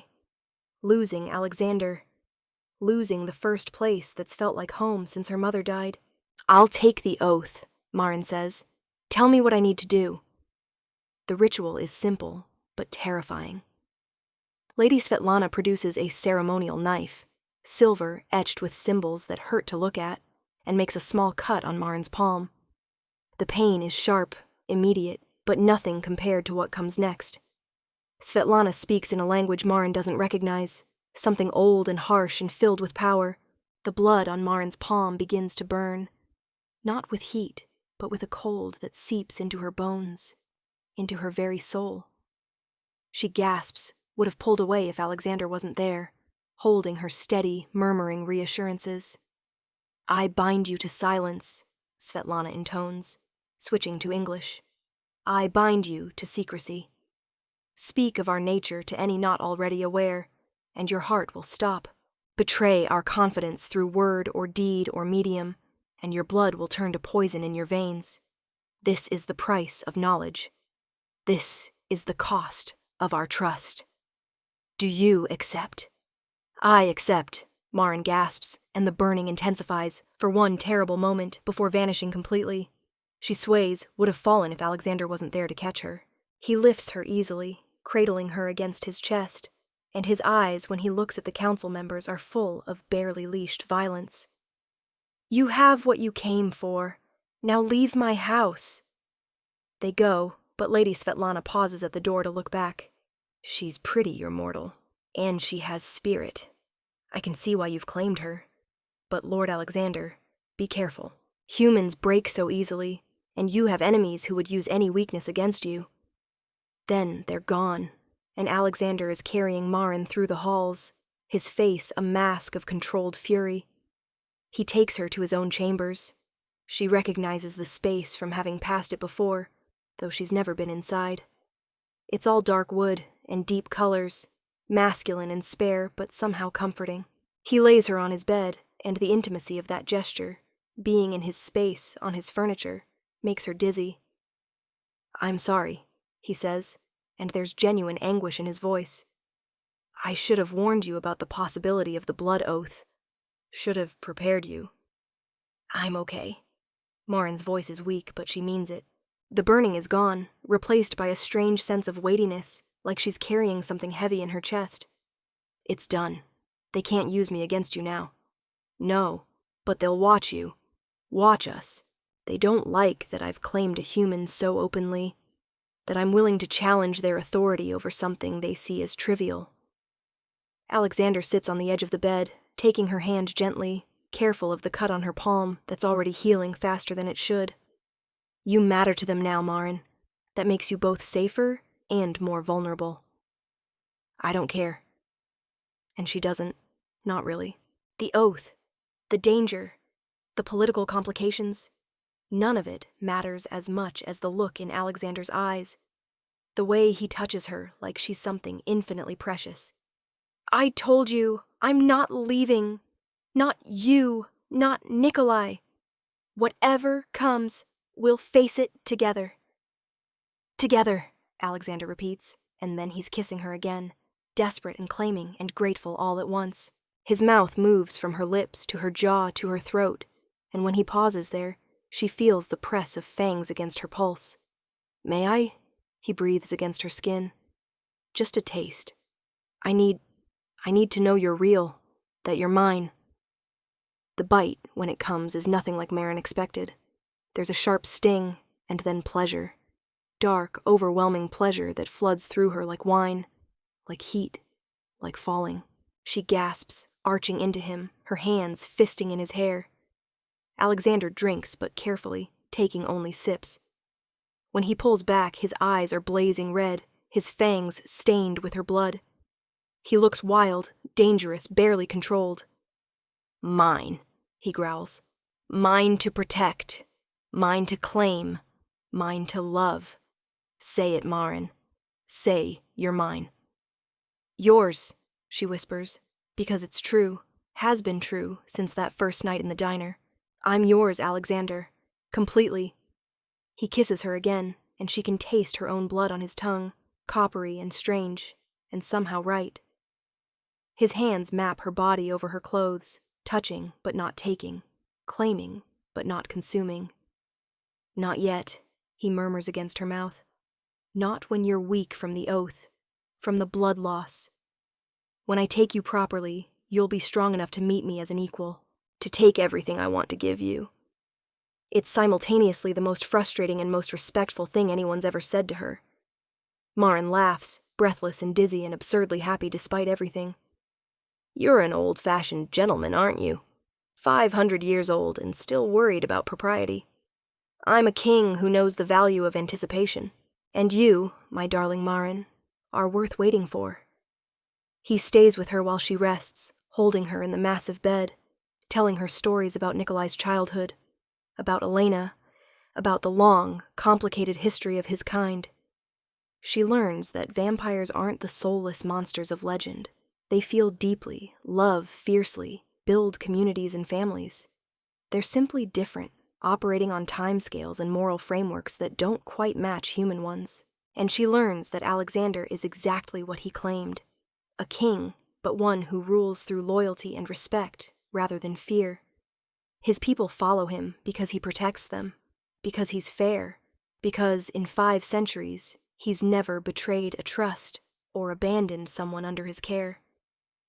"I want that," Marin says drowsily. "That loyalty, that certainty. I want to build something that lasts." "With me?" Alexander asks, hope naked in his voice. "With you. With Nikolai. With this strange, impossible family." He kisses her forehead, gentle and reverent. "Then it's yours. All of it. For as long as you want it." Sleep claims her, safe and warm in a vampire king's arms, dreaming of forever. The weeks that follow settle into a new normal. Marin continues teaching Nikolai, watching him flourish under her attention. The boy grows more confident, more open, though he still has nightmares sometimes about the enemies who hurt his previous governess. But now, when he wakes screaming, both Marin and Alexander come to comfort him. They've become a unit, the 3 of them, a family cobbled together from loss and need and genuine affection. Marin learns more about vampire society, meeting some of Alexander's allies and supporters. Most are welcoming once they see how devoted she is to Nikolai, though a few remain suspicious of the human in their midst. She learns to navigate the complex hierarchies, the ancient grudges, the political maneuvering that comes with being partnered to a king. Because that's what she is now.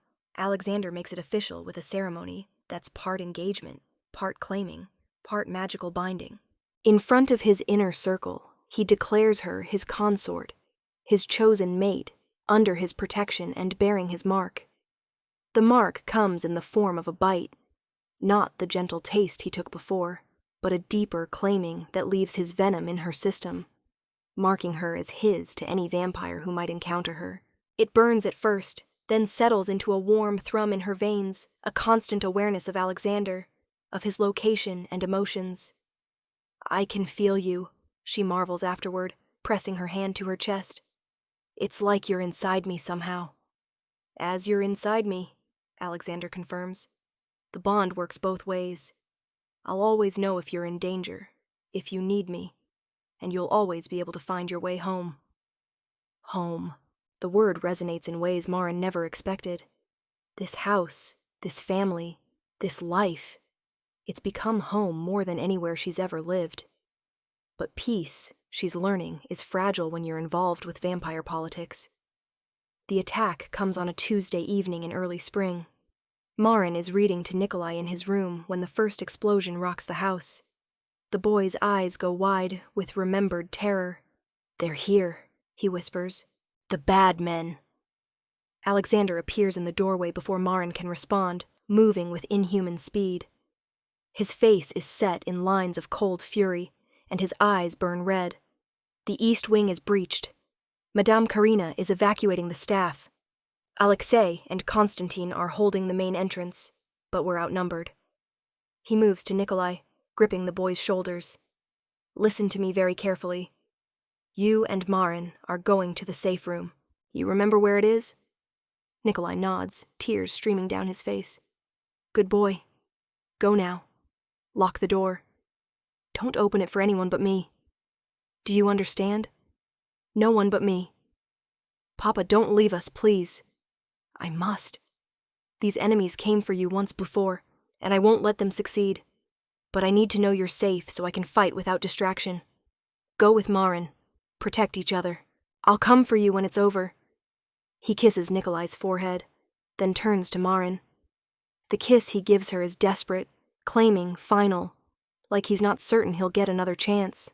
"Keep him safe." Alexander breathes against her mouth. "Whatever happens, keep my son safe." "I will. I swear it." Then he's gone, disappearing into the chaos with the fluid grace of a predator going to war. The safe room is hidden behind a bookcase in the library, accessible only through a series of hidden latches. Marin gets Nikolai inside, a small, reinforced space stocked with supplies, and locks the heavy door behind them.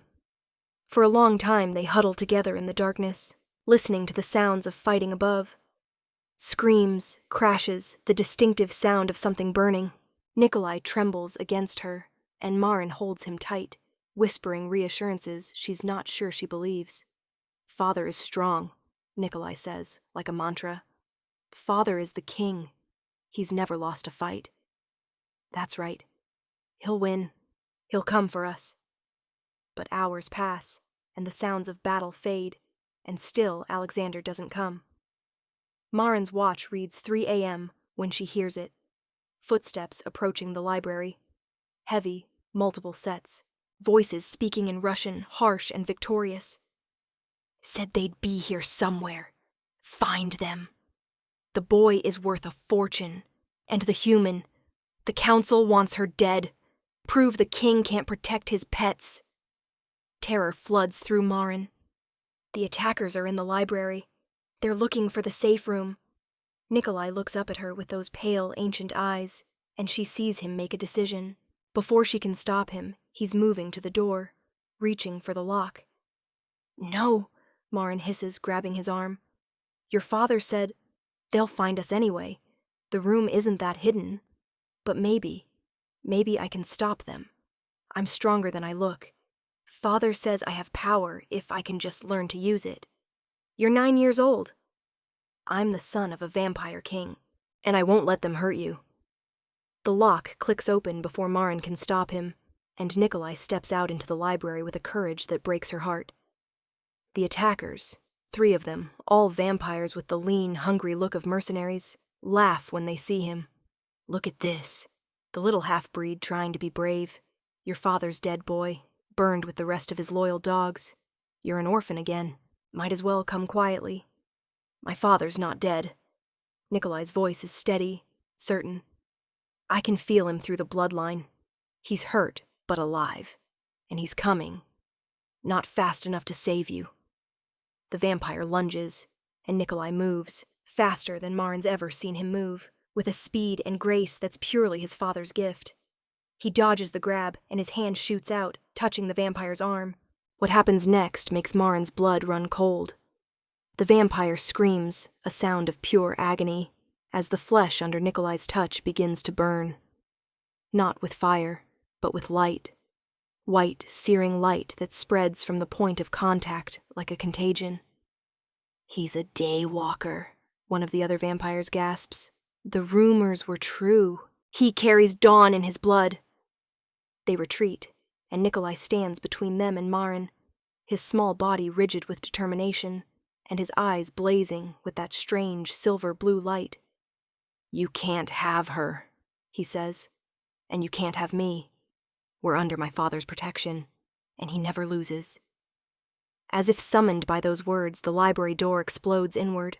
Alexander stands in the wreckage, covered in blood and ash, and radiating such fury that even Marin, who loves him, feels a primal urge to flee.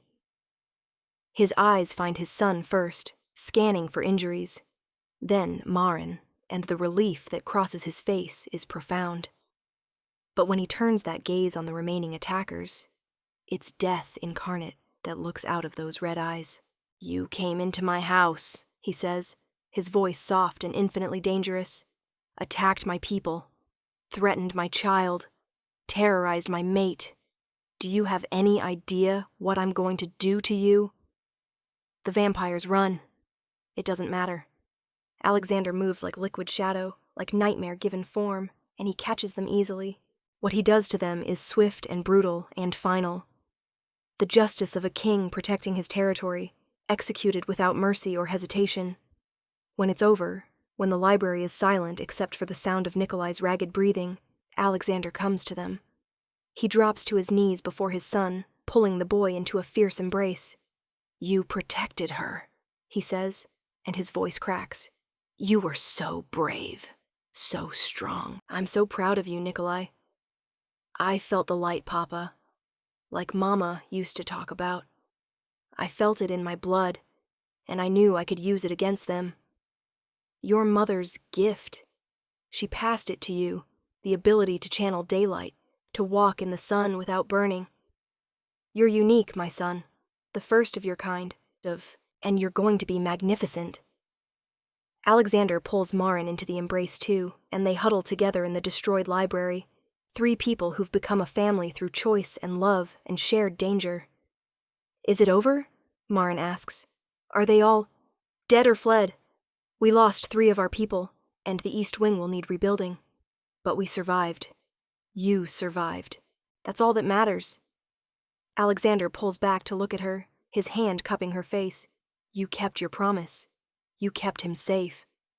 He kept me safe, too. Your son is remarkable, Alexander. He has a remarkable teacher." Alexander stands, pulling them both up with him. "Come, we need to leave this place.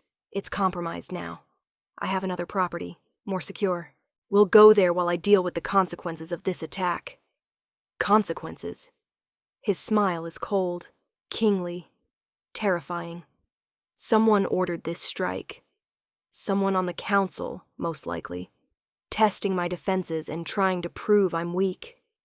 They've made a grave mistake. I'm going to find out who, and I'm going to make an example that ensures no one ever threatens my family again. The move happens with startling efficiency. By dawn, they're in a different house, this one built like a fortress, all reinforced walls and hidden passages and security that would make a president envious. By noon, Alexander has called a gathering of the Vampire Council, demanding answers and accountability. Marin watches it all unfold over the next week.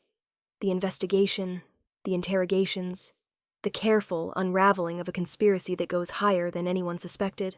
Lady Svetlana was behind it, it turns out, believing that Alexander's attachment to a human made him weak and unfit to rule.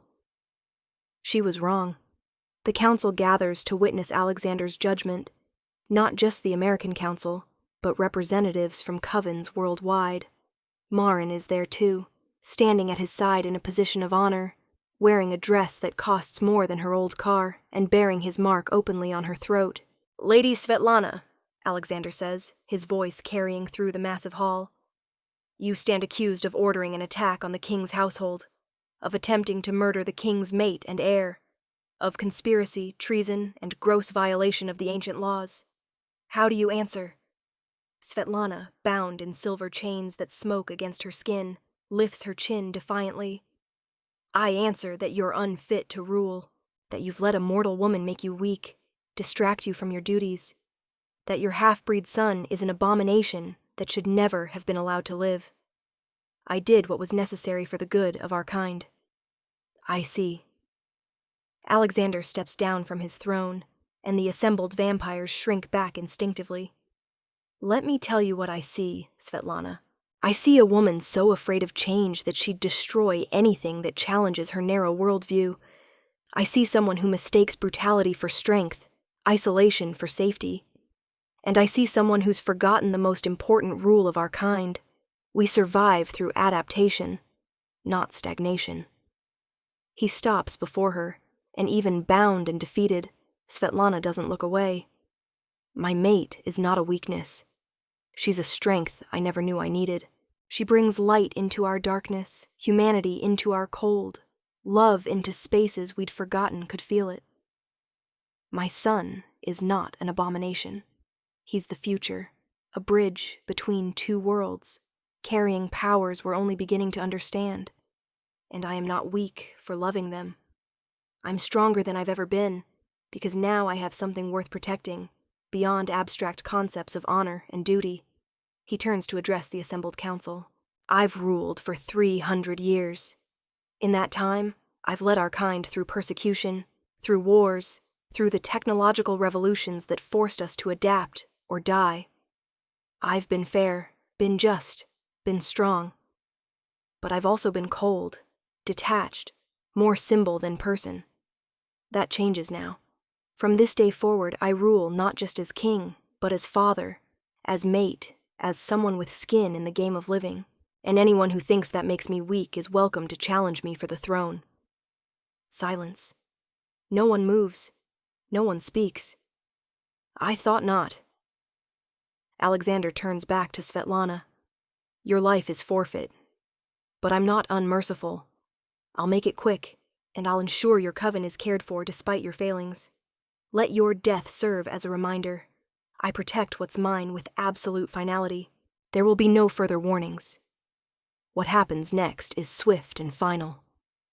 Marin looks away, unable to watch, but she hears it. The sound of ancient justice, of a king executing a traitor. When she looks back, Svetlana is dust on the wind, and Alexander stands alone before the council, blood on his hands and steel in his eyes. Does anyone else question my fitness to rule? He asks. The assembled vampires bow as one, acknowledgement and submission, and renewed loyalty. It's over. 3 months later, Marin stands in the garden of their Montana property, watching Nikolai play in the spring sunshine. The boy glows slightly in the daylight, his mother's gift allowing him to walk freely in a world his father can only visit at night. Alexander comes up behind her, wrapping his arms around her waist, careful to stay in the shadow of the covered porch. He's happy, he observes. More settled than I've ever seen him. He has stability, a home, people who love him. Marin leans back against Alexander's chest. We all do. Regrets? About any of this? She considers the question seriously. Her old life seems like a dream now. The diner, the tiny apartment, the constant worry about money. She doesn't miss it, but she does sometimes wonder at the path that brought her here. No regrets, she says finally. Though I still can't quite believe that I'm in a relationship with a 500-year-old vampire king. If you'd told me that a year ago, I'd have thought you were insane. And yet, here you are. His lips brush the mark on her throat, and pleasure shivers through her. Mine in every way that matters. My mate, my consort, my love. Yours, she agrees, then gathering her courage. Alexander, I want to talk about the future, about my mortality. She feels him tense behind her. Marin, I'm not asking to be turned, not yet, maybe not ever. But I need to know what options exist. Because I don't want to leave you. I don't want to leave Nikolai. And if there are ways to extend my life, ways to give us more time together, I want to explore them. There are ways, Alexander says carefully. Partial conversions that grant extended life without full vampirism. Blood exchanges that slow aging. Magic that can add decades or even centuries. But they all come with costs. Risks. I won't pressure you into any decision. I'm not asking you to. I'm asking you to give me information so I can make an informed choice. Because I'm choosing this, Alexander. I'm choosing you, choosing this family, choosing whatever future we can build together. He turns her in his arms, and his eyes are bright with emotion. I love you. I don't say it enough, don't show it well enough sometimes. But Maren, you are the best thing to happen to me in centuries. You brought light back into my life when I'd forgotten what it felt like. You love my son as your own. You stood before the council and the most powerful vampires in the world and didn't flinch. You're extraordinary. I'm really not. I'm just a woman who got lucky enough to meet the right man, vampire king, whatever, at the right time.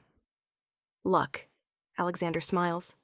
I prefer to think of it as fate. Fate that I gave your son a burger? Fate that brought you to that diner on that night? Fate that made you kind enough to feed a hungry child? Fate that let me see what you truly are, brave and good and exactly what I needed even though I didn't know it. He kisses her softly. I believe in fate, Maren. I believe in the idea that some souls are meant to find each other across any distance, any obstacle, and I believe yours and mine were always meant to meet. It's romantic and slightly absurd and absolutely sincere. Maren finds herself tearing up, overwhelmed by the sheer intensity of being loved by someone like Alexander. I believe it too, she whispers, and I'm grateful every day that I was in that diner, that Nikolai was hungry, that you saw something in me worth protecting, worth far more than protection, worth everything. They stand together in the fading light, vampire king and human woman, watching a half-vampire child play in the sunshine. It's not the life Maren imagined for herself. It's better, stranger, more dangerous, more wonderful than anything she could have dreamed. And when Nikolai calls out, Maren, Papa, come see what I found, they go to him together, a family bound by choice and love and blood. Perfect. Absolutely perfect. In the months that follow, their life settles into a rhythm that feels almost normal, if anything about living with vampires can be called normal. Maren continues Nikolai's education, now supplemented by specialized tutors who teach him vampire history, blood magic, and the politics he'll need to navigate as Alexander's heir.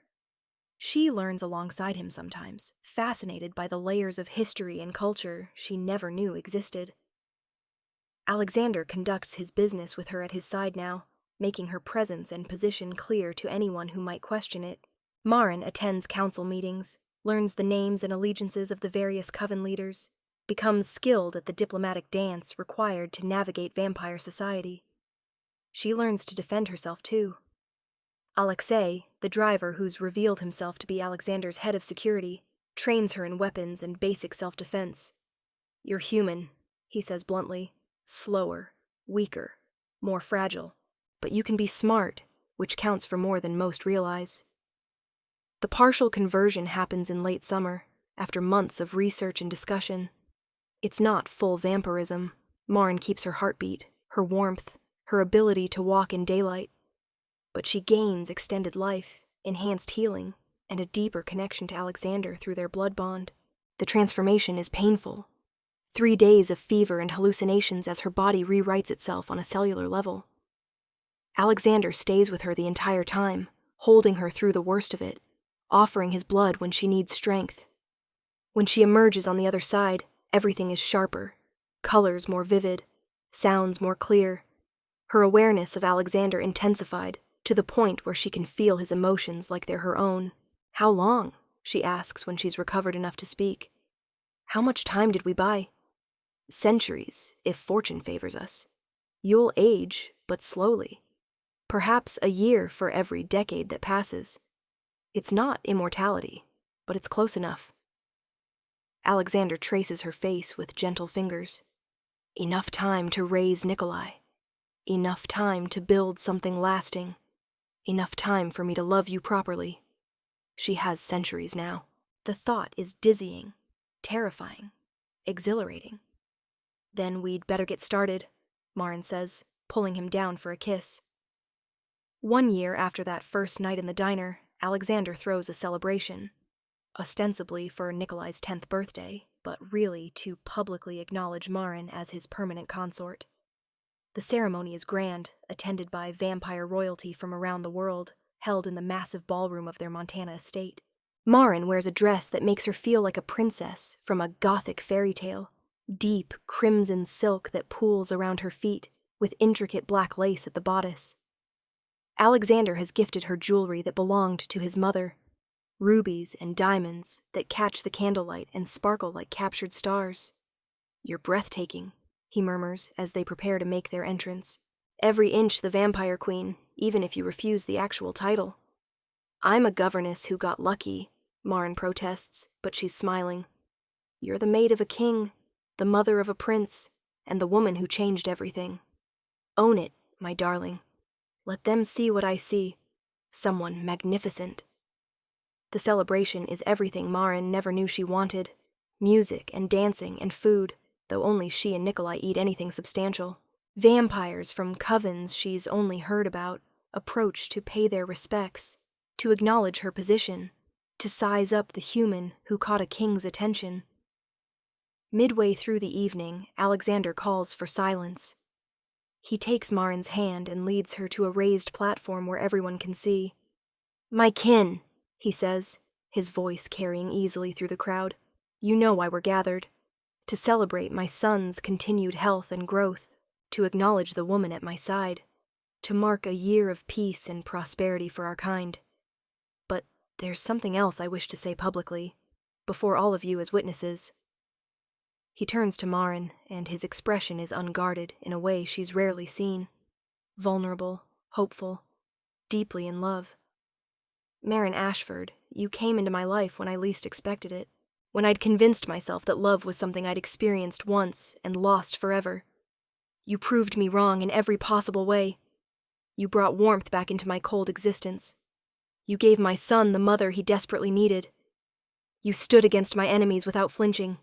You adapted to a world most humans would flee from with grace and courage. You are, quite simply, the finest thing I've ever had the privilege to claim as mine." He drops to one knee, and the crowd gasps. A vampire king kneeling to a human. It's unprecedented, scandalous, beautiful. "I can't give you a normal life. Can't give you safety from the dangers of my world. Can't promise that tomorrow will be easy, or peaceful, or simple. But I can promise that I will love you with everything I am for as long as I exist. That I will protect you with my last breath. That I will honor you, cherish you, and strive to be worthy of the gift you've given me by choosing to stay." He produces a ring, black diamond set in platinum, ancient and powerful. "Marry me, Maren. Be my wife in human terms, as you're already my mate in vampire ones. Let me stand before both our worlds and declare that you are mine, and I am yours, for now and forever." Maren's crying, tears streaming down her face, but she's also laughing, because this is ridiculous and perfect, and so very them. "Yes," she says, her voice breaking. "Yes, of course, yes." The ring slides onto her finger, cold and heavy, and absolutely right. Alexander stands, pulling her into a kiss that's tender and claiming and witnessed by hundreds of vampires who will carry this story across the world. When they break apart, Nikolai is there, crashing into both of them with enough force to almost knock Maren over. "Does this mean you're my mother now? For real?" he asks, looking between them with shining eyes. "I've been your mother in all the ways that matter for a while now," Maren says, smoothing his dark hair. "But yes, sweetheart. Officially, legally, permanently. I'm your mother." The boy's smile could light the entire mansion. The rest of the evening passes in a blur of congratulations and music and dancing. Maren finds herself passed from partner to partner as various vampire lords request the honor of dancing with the king's intended. She's gracious and diplomatic, and utterly exhausted by the time Alexander finally reclaims her. "Come," he murmurs, leading her away from the crowd. "Let me show you something." He takes her to the roof, where they can see stars scattered across the Montana sky like diamonds on velvet. The sounds of the party fade below them, leaving just the two of them in the cold night air. "I wanted a moment alone with you," Alexander says, "before the night ends and we return to reality. Wanted to make sure you understand what you've agreed to. I'm marrying a 500-year-old vampire king who rules over an entire supernatural society while raising his half-vampire son. I think I have a pretty good grasp of what I've signed up for. When you put it that way, it sounds rather overwhelming. It is overwhelming. It's also wonderful, terrifying, and perfect, and more than I ever imagined wanting. Maren leans against him, feeling the solid strength of him, the cool kiss of his skin through their clothes. A year ago, I was hours from being homeless. I had nothing and no one. I was so alone, Alexander. And now I have everything. A child who calls me mother. A man who loves me enough to kneel before his entire court. A purpose bigger than myself. How did I get this lucky? Luck had nothing to do with it. You earned this with your kindness, your courage, your capacity to love despite every reason not to. You saved my son with a simple act of compassion, and in doing so, you saved me too. His arms tighten around her. I was going through the motions of ruling, of existing, but I wasn't truly alive anymore. You changed that. You reminded me what it feels like to hope, to dream, to want something beyond the next crisis to manage. You gave me back my life, Maren. This ring, this celebration, it's not enough, but it's a start. They stand together under the stars, vampire and human turned something more, and Maren thinks about the strange path that brought her here. If she hadn't been working that night, if she hadn't noticed Nikolai's hunger, if she hadn't chosen kindness over self-preservation. So many small choices that added up to this moment. Thank you, she whispers. For what? For seeing me, for choosing me, for giving me a place to belong. Alexander turns her in his arms, and his dark eyes catch the starlight. Thank you for being someone worth seeing, worth choosing, worth building a life around. He kisses her softly. Come. Let's go back to our son, to our people. Let's celebrate what we've built together. And tomorrow, we'll start planning a wedding that'll make vampire history. Just keep it smaller than tonight, Maren pleads. I don't think I can handle another crowd that size. For you, my love, I'd marry in an empty room with only Nikolai as witness. The rest is just pageantry. You're what matters. They return to the celebration hand in hand, and when the gathered vampires see them, a cheer goes up. Nikolai runs to them, and Alexander lifts him easily, the three of them forming a unit that's visible to everyone present. A family, strange, unconventional, forged from the oddest circumstances, but absolutely, undeniably real. Later, much later, after the last guest has departed and Nikolai is asleep and the household has settled, Maren finds herself in Alexander's chambers. Their chambers now, she supposes, since she's been spending most nights here anyway. He's standing by the window, looking out at the grounds, still wearing his formal clothes. In profile, he could be carved from marble, perfect, remote, more artwork than man. But when he turns at her entrance, his expression softens into something achingly human. I thought tonight would never end, he admits. Don't misunderstand. I'm glad we celebrated. Glad everyone sees what you mean to me. But I've been waiting for hours to have you to myself.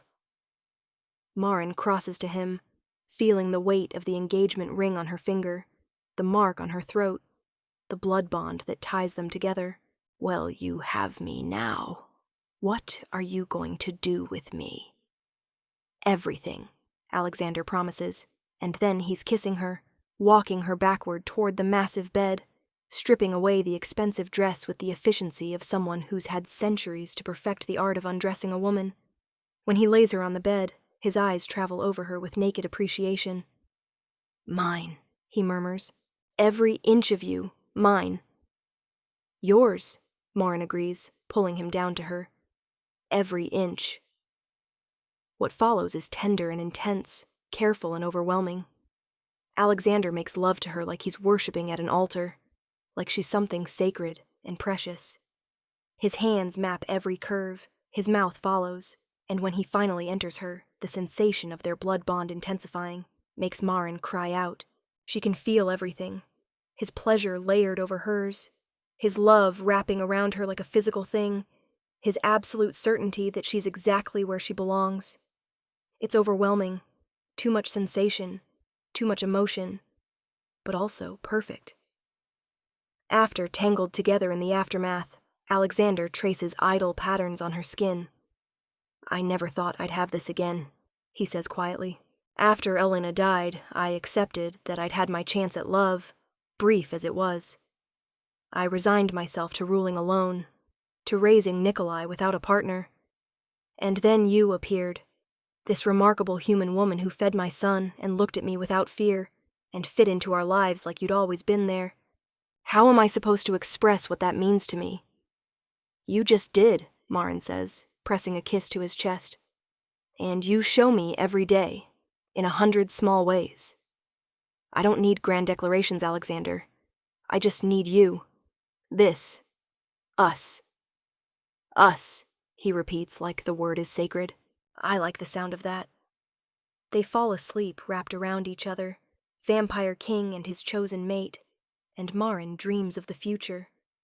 Of Nikolai growing up strong and confident, of growing old slowly, while Alexander remains ageless at her side, of building a life that spans centuries instead of decades. She dreams of belonging, of love, of the family she found in the most unexpected place. She dreams, and in those dreams she's finally, completely home. Years pass. Nikolai grows into a remarkable young man, mastering both his vampire heritage and his human side, learning to walk in daylight while commanding the powers of his father's bloodline. Under Marin's guidance, he develops into someone kind and strong, someone who uses his unique position to bridge the gap between human and vampire worlds. Marin herself becomes something of a legend in vampire society, the human who captured a king's heart, who survived an assassination attempt, and the Blood Oath, who walks between two worlds with grace.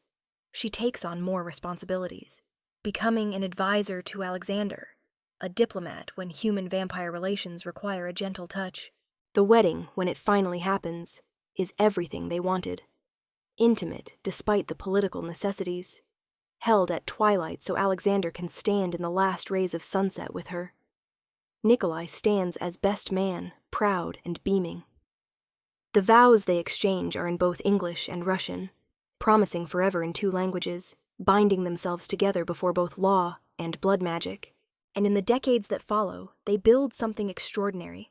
A household that's both family and court, a legacy that spans generations, a love that proves that sometimes the most impossible matches are the ones that last longest. 20 years after that first night in the diner, Marin stands in a garden she helped design, watching her son, because Nikolai is absolutely her son in every way that matters, graduate from university with honors. He's studying international law, planning to work toward better relations between vampire and human governments. Alexander materializes at her side, as he always does, and they watch together in comfortable silence. "We did well," he says finally. "We did," Marin agrees. "Look at him, Alexander. He's going to change the world. He gets that from you, the belief that one person can make a difference, that kindness matters, that hope is worth holding on to." Alexander takes her hand, threading their fingers together. "You changed my world, Marin. Everything good that's come since that night started with you choosing to help a hungry child. I just bought him a burger. You gave him everything, gave us everything. Never underestimate the power of compassion." He pulls her close, and despite the years, despite everything they've been through, her heart still races at his touch. "I love you. Have I mentioned that today? Only 3 times. You're slipping." "Then let me say it again. I love you, Marin Morozov. Today, tomorrow, for all the tomorrows we have left. You are the best decision I ever made, the greatest gift I ever received, and I am grateful every single day that you were working in that diner on that particular February night." Marin leans into him, watching their son celebrate with his friends, feeling the warmth of Alexander beside her, and thinks about the path that brought her here. From desperate waitress to vampire queen, from homeless and alone to surrounded by family and love. All because she chose kindness over caution. All because she fed a starving boy and caught the attention of his vampire king father. All because sometimes, in the darkest moments, grace arrives exactly when we need it most, wearing an unexpected face and offering salvation we didn't know to hope for. "Thank you," she whispers, not entirely sure who she's thanking. Fate, maybe, or luck, or the universe that arranged for her to be in exactly the right place at exactly the right time. Alexander kisses her temple. "No, my love. Thank you. For everything. For always." And in the gathering twilight, surrounded by the life they've built together, Maren knows with absolute certainty that she's exactly where she belongs. Home. Finally, completely, eternally home.